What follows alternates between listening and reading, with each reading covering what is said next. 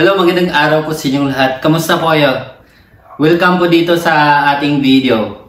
Ano po ba ang Shinong Rice Mill Machine? Ito po yung pag-usapan natin sa video natin.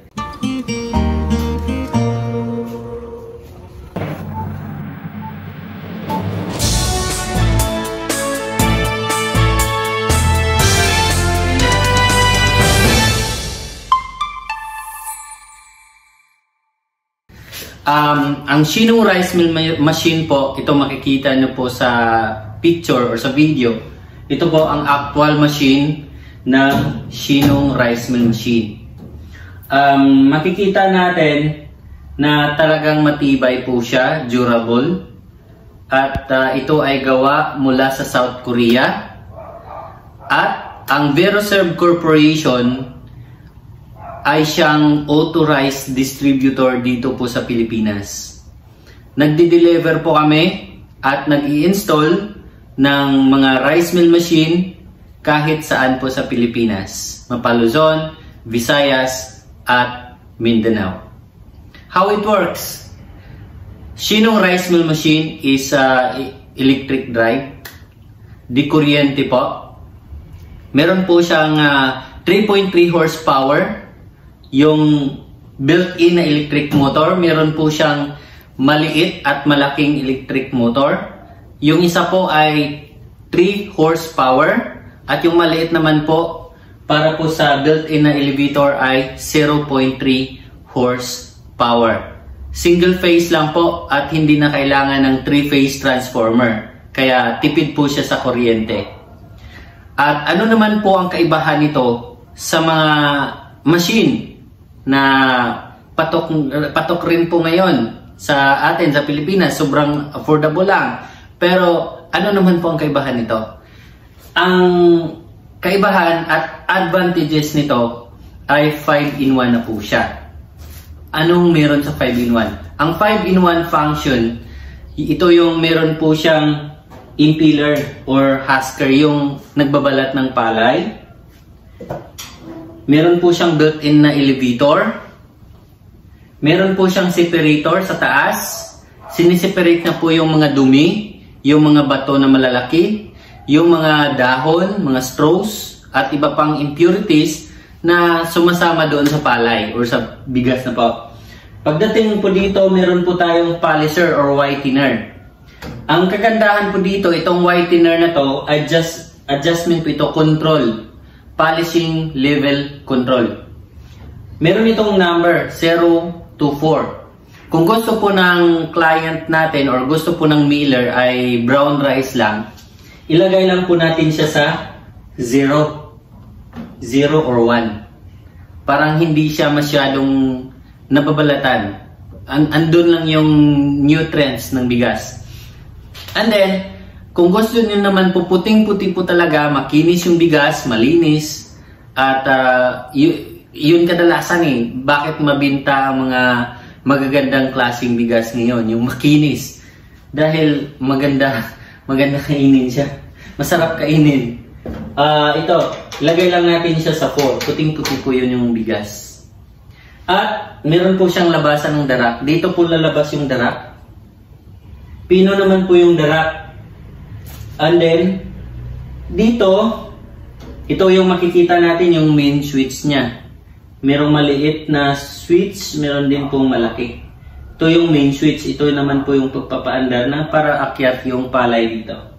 Okay? So, meron po siyang electric motor, dalawa. Equivalent po yan sa 3.3 horsepower, yung machine na to. At 2.45 kilowatts lang po ang kanyang consumption sa electric motor. In terms of electric consumption sa isang buwan, napakatipid lang po, maliit lang po siya. I-compare natin doon sa di crudo or di gasolina na mga engine diesel.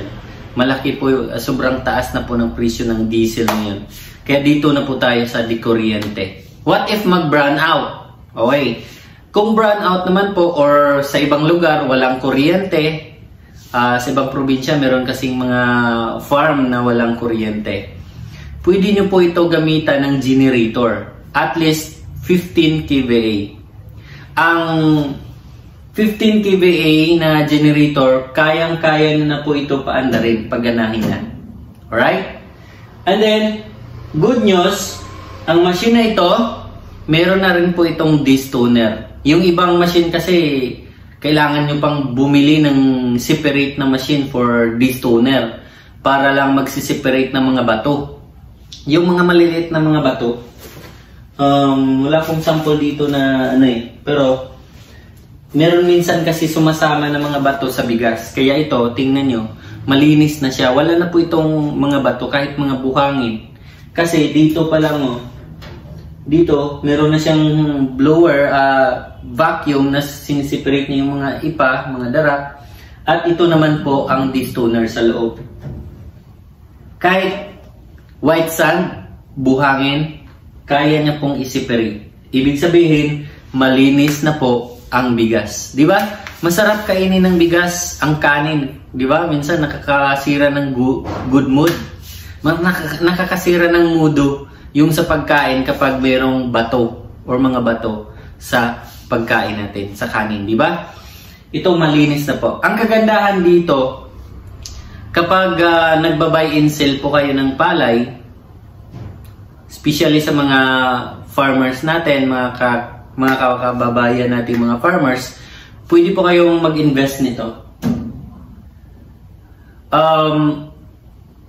Kahit mataas ang presyo, pero mababawi nyo naman. Matipid sa kuryente at malinis yung bigas, makinis.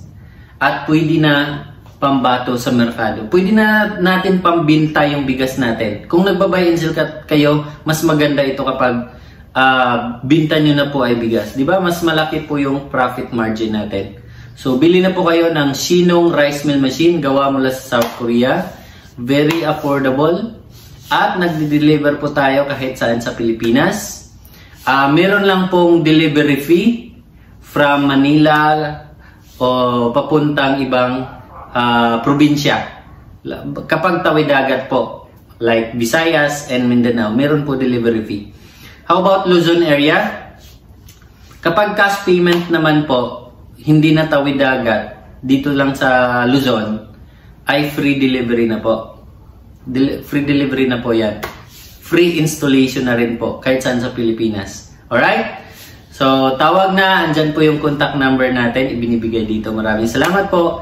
And don't forget to follow, like this Facebook page. At kung kayo naman po ay nanonood sa YouTube, paki-subscribe na lang rin po. Maraming salamat po.